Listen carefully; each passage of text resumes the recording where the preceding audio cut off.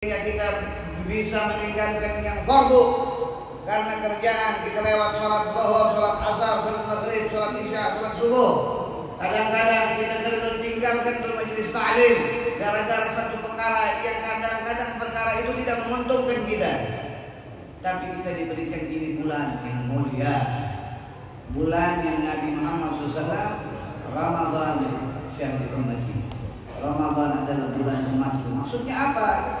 Di sini kita godok kebaikan-kebaikan, ya, yang kasarnya enggak pernah dia itu ngerjain sholat sunnah, kerjain sholat sunnah. Kenapa? Karena sholat sunnah itu menjadi wajib kalau dikerjainnya di bulan Ramadan. Kenapa? Karena inilah keutamaan bulan Ramadan. Semua kebaikan-kebaikan diganda. Jadi jangan sampai kita ini sama sama bulan-bulan kemarin, ya, sehingga kita menjadikan Ramadan ini sama seperti bulan-bulan yang lain, hari-hari yang lain. Tapi jangan seperti itu. Ayo, bangkit kita punya jiwa ini, bangkit kita punya jiwa. Ya, tidaklah keluar 1 Ramadan, 2 Ramadan, 3 Ramadan kecuali terus bertambah kebaikan, bertambah kebaikan, bertambah kebaikan. Sehingga nanti kita ngadepin 11 bulan ke depan, kita akan mempunyai senjata yang banyak. Bukan hanya kita itu punya senjata yang kecil, ya, tapi kita mempunyai senjata yang besar.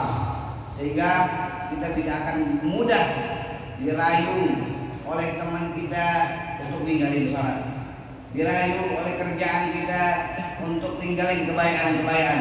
Berapa banyak orang gara-gara kerjaannya dia ninggalin ibadah kepada Allah. Berapa banyak dia gara-gara akhirnya kebaikan ditinggalin sama Allah Subhanahu wa taala.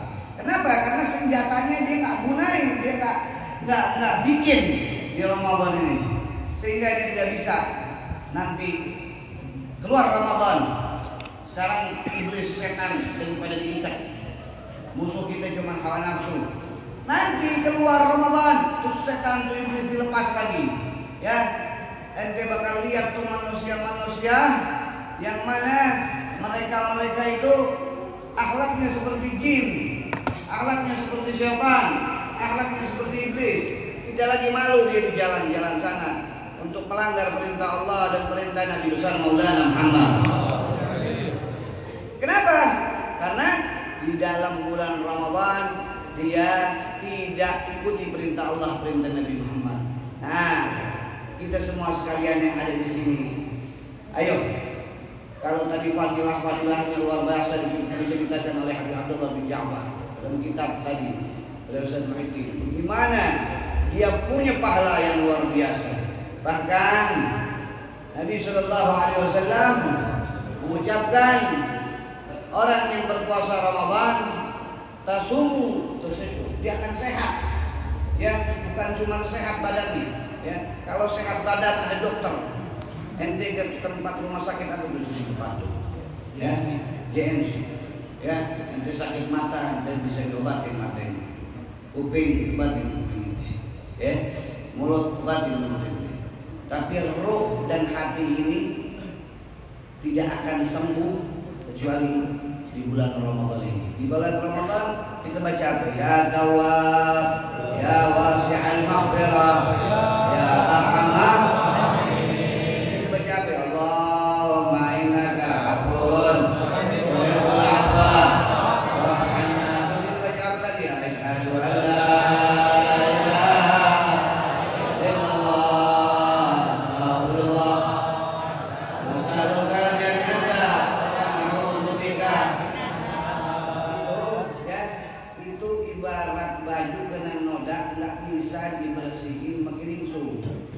kecuali pakai Baiklin, dan Baiklinnya itu ada di bulan Ramadan. Dia nggak bisa keluar itu noda kecuali adanya di bulan Ramadan. Kita punya dosa kan banyak, bertumpuk-tumpuk dosa kita, luar biasa itu dosa. Ada dosa melawan orang tua, ada dosa meninggalkan bacaan Quran, ada dosa dan dosa begitu banyak. Ente mau hancur dosa ente, ini tempatnya sekarang. Ini tempatnya. Jadi kalau ente masih ragu di bulan Ramadan nggak diampunin, maka ente ragu sama Tuhan ente Allah Subhanahu Wa Taala. Ini tempatnya ente mengucapkan Allahumma innaka afuwun tuhibbul afwa fa'fu anna. Waktunya antum mengucapkan, ya Allah, ampunkan dosa kami. Tidak ada yang bisa mengampunkan dosa kami, karena Engkaulah yang mencintai orang-orang yang memohon ampun. Maka ampunilah kami. Tidak mungkin Allah Ta'ala tidak ampunkan, karena bulan ini adalah bulan awalur rahmah, wa awsaduhu maghfirah, wa akhiruhu irgun minan nar. Jaminannya 3. Itu udah lewat di 10 ya. Awaluhu rahmah. Itu udah lewat. Kita dapat rahmat di hari pertama sampai 10. Wa awaluhu rahmah, awsaduhu maghfirah, ampunan. Jadi sering-sering itu baca Allahumma innaka afuwun tuhibbul afwa, agar kita mendapatkan ampunan. Ya, jadi dimulai sekarang nih, kalau mau tidur baca itu. Nggak usah banyak-banyak, 3 kali ya, asal kita ikhlas sama Allah Subhanahu Wa Taala, asal kita betul-betul yakin bahwa kita diampuni sama Allah Subhanahu Wa Taala, asal kita yakin sama Nabi kita Maulana Muhammad. Ya, awsatu maghfirah. Maghfirah itu tadi macam tadi itu noda yang nggak bisa diampuni di 11 bulan. Di bulan Ramadan, bulan maghfirah itu ampunannya ada. Ya, ampunannya ada. Ente tahu kalau orang masak tuh ada apa nih? Ada kerak. Kerak. Kalau kerak telur enak. Ini kerak. Itu kerak susah dibersihin karena nempel, karena hitam. Mesti dia punya alat pembersihnya. Tapi itu kerak bisa hilang sebab sesuatu yang didapat di dalam bulan Ramadan ini. Begitu juga hati ini kadang-kadang ada keraknya, karena saking kerak-keraknya nggak mau dengar nasihat orang. Tuh, ya, dinasehatin melawan orang tuanya, dinasehatin sama guru melawan sama gurunya, disehatin sama suami melawan sama suaminya, dinasehatin sama orang-orang baik dianggap lu aja buat baik, kenapa jadi lu nasihatin gua? Ini orang hatinya udah berkerak, nggak bisa dikasih nasihat. Nah, orang yang kayak gini kalau dia mau ampunan, mau dihancurin tuh keraknya di bulan Ramadan. Dan di bulan Ramadan ini banyaklah baca tadi Allahumma innaka afuwun fa'fu anna. Nah, terakhir ya, tidak ada kebaikan itu yang sia-sia, dan bukan disebut kebaikan kalau sia-sia. Itu pesan saya. Jadi antum begini nggak ada yang sia-sia. Nah ya tadi yang dilalade hati lagi di dalam 2 badan, di dalam kita punya badan ini ada 2 malaikat yang catat kita. Ya, jadi nggak ketipu. Oh, si fulan tuh ngaji nggak ikhlas, nanti nggak tahu. Ada 2 malaikat yang tulis. Ya, 2 malaikat ini setia wajibnya. Ya, makanya nggak ada yang namanya kebaikan itu sia-sia, dan bukan disebut kebaikan kalau sia-sia. Jadi semua kebaikan itu dicatat dengan lengkap oleh malaikat adid dan raqib. Maka jadikanlah kebaikan antum kita semua yang hadir di bulan Ramadan ini yazid wa la yanqus, terus bertambah, jangan ada berkurang. Ya, yang punya rezeki, sedekah kalau mau kaya. Ente katanya mau kaya, anak tanya mana tuh? Kaya? Iya, kayaknya yang kaya sedikit banget jawab. Mau kaya apa enggak? Kalau ente mau kaya, ente jangan pernah malas-malas sedekah. Ente kasih umi ente duit yang banyak. Ente kasih istri ente duit yang banyak. Ente kasih anak ente duit yang banyak. Beb nggak punya duit nih beb, minta sama Allah. Makanya tahajud jangan malas, baca Quran jangan malas, selawatnya jangan malas. Orang yang malas, Allah ngasihnya juga malas. Allah ngasihnya malas. Tapi kalau orang nggak malas, la in syakartum azidannakum wa la in kafartum inna adzabi lasyadid. Kalau dia syukur sama Allah, akan ditambahin sama Allah. Makanya ini emang kasarnya ini, ente dari mulai maghrib, puasa terawih, capek banget, baru gelonjoran dikit Allah, ini sungguh apa ini ya, jauh tempatnya, ente lawan tuh nafsu, ya, duduk, keikhlasan ini dilihat sama Allah, dipandang sama Allah. Kalau benar-benar ikhlas, datang itu duit dari mana aja. Kalau enggak, jangan harap ente beribadah dua barang. Makan ketupat aja gak bakalan bisa. Kenapa? Karena ibadahnya tutup. Makanya jangan pernah tutup.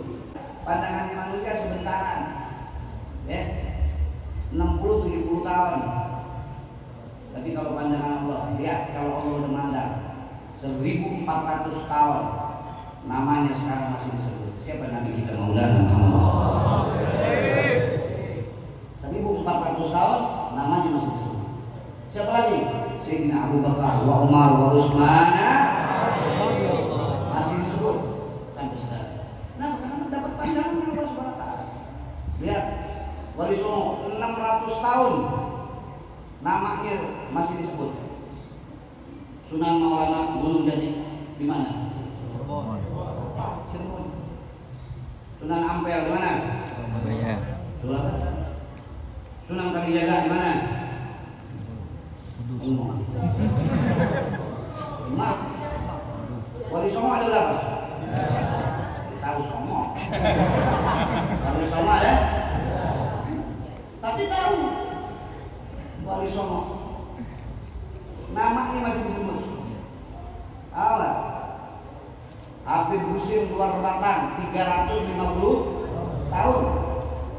Dari zaman ente masih di alam arwah, Habib Husin boleh diziarahin orang. Sampai kita punya kakek ziarah ke sono, kakek kita meninggal, bapak kita, sampai sekarang anak kita kenal luar Batang. Ini di sini daripada keluar Batang belum? Udah kenal Habib Husin? Kenal nggak? Namanya doang. Kalau saya kenal Habib dulu, lihat mukanya Habib, jenggotnya putih, kacamata, pakai imamah, perutnya gendut. Saya kenal. Cuma Habib Husin bin Abu Bakar itu saya kenal. Belum, kalau belum dimimpiin. Tapi namanya kenal nggak? Kenal.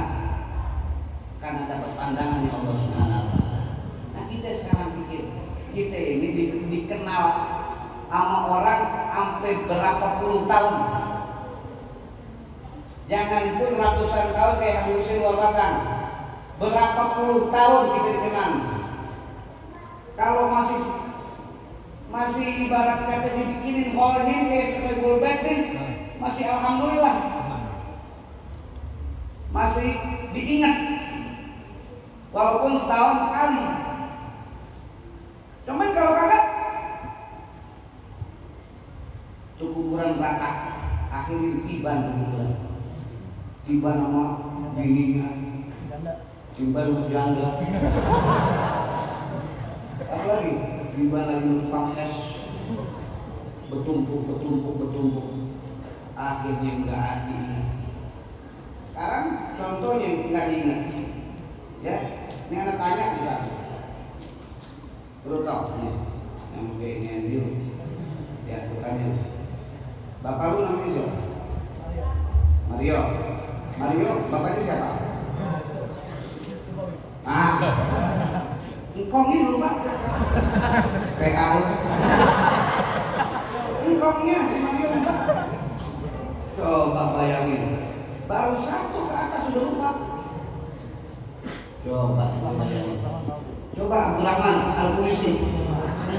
Coba pasti 10 apa? Abdurrahman bin, enggak aku tanya nih. Abdurrahman itu ini. Abdurrahman bin Muhammad Ayub bin bin Lan. lupa dah. Berarti apa? Engkau yang ketiga udah dilupain. Ataupun kalau kalian lupain karena nggak dibawa jarah sama bapaknya. Ataupun sama bapaknya nggak pernah jarah-jarah. Ataupun kuburannya udah di aspal. Bisa jadi nggak? Coba kalian tanya lagi, Ustadz Jamal, Alpen Beki. Ente asli orang mana, Ustadz Jamal? Orang Pejaten. Pejaten. Asli yang punya pedagang berapa? Tidak tahu sih itu. Katanya orang Pejaten. Kan saya orang Bogor. Saya mesti ditanya. Kalau saya tahu yang punya Bogor, Habib Keramat yang Bang Bogor, Habib Abdullah bin Muhsin. Ini yang punya Pejaten siapa? Kalau di tanah ada mana di mana? Seripi, pengaji Naipin. Iya, guru di Pitung. Gue tahu tuh. Nah ini Pejaten, ini siapa? Oh saya kali ya. Astagfirullah. Yang ngomong namanya siapa? Wan bin Bengkok.